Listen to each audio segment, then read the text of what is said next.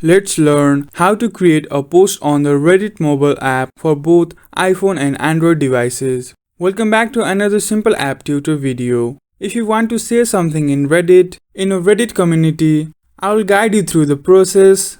Make sure to watch the video until the end to avoid any mistakes. First, open the Reddit app on your iOS or Android device and ensure you are logged into your account. Next, tap on the plus button located at the bottom center of the screen. This will open a new window where you can start creating your post. Begin by entering a title for your post. After that, you can add the main text, which could be a question or any other content you want to share. Reddit also allows you to attach a link, URL, photo, or video to your post.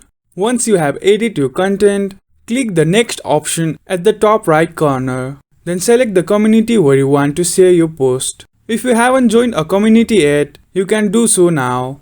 After you have selected a community, your post will be submitted there. If this video was helpful, please leave a comment and I'll see you again in the next video.